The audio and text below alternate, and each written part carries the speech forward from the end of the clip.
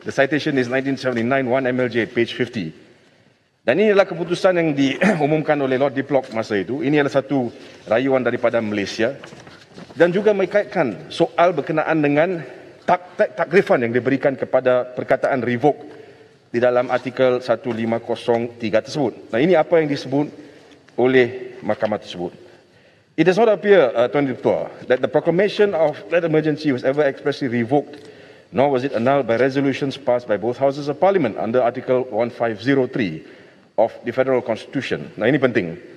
The power, Tuan Ketua, to revoke, however, like the power to issue a proclamation of emergency, vests in the Yang di-Pertuan Agong.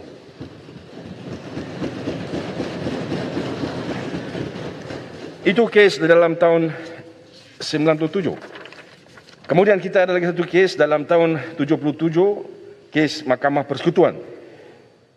Dan inilah kes the application of Tan Boon Let and others versus Menteri Hal Ehwal Dalam Negeri Malaysia and others, di mana masa itu Lord President Sufyan delivering judgment, beliau mengatakan seperti berikut, dan saya baca Tuan Yang Ketua. The fact that the ordinance has not been reenacted as an act of parliament is equally irrelevant.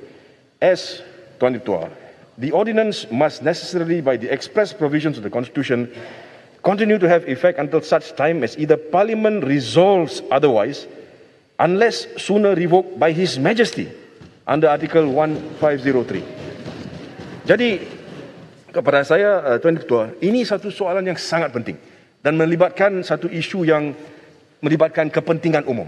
Kerana kita nak tahu, adakah atau tidak apa yang berlaku pada 21 hari bulan Julai diperkenankan oleh Yang di-Pertuan Agong? Adakah ianya mengikut prosedur yang tertera di dalam Perlembagaan Persekutuan? Ini satu perkara yang cukup penting dan saya minta supaya ia ini dijawab, kerana apa yang kita ada hari ini dan untuk 2 hari atau 3 hari yang akan datang adalah penerangan berkenaan dengan ordinan-ordinan yang telah pun digubal melalui proklamasi tersebut, yang kononnya telah pun ditarik balik, dibatalkan, tetapi kita tidak ada senarai ordinan-ordinan mana yang telah pun dibatalkan, apakah kesan dia dan sebagainya. And I think that's what rakyat nak tahu.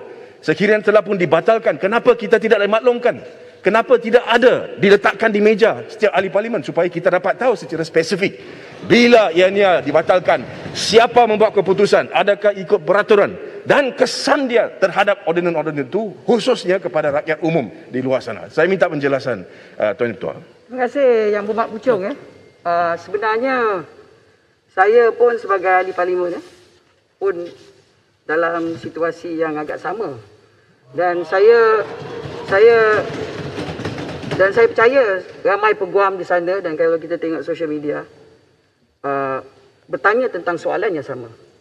Tapi memandangkan kita adalah sistem parliamentary demokrasi, saya dimaklumkan oleh Tuan Yang di-Pertua bahawa Yang Berhormat Menteri Undang-Undang akan memberikan penerangan dan jawapan kepada perkara ini, tapi pada on Monday itu. Itu yang akan dilaksanakan oleh kerajaan.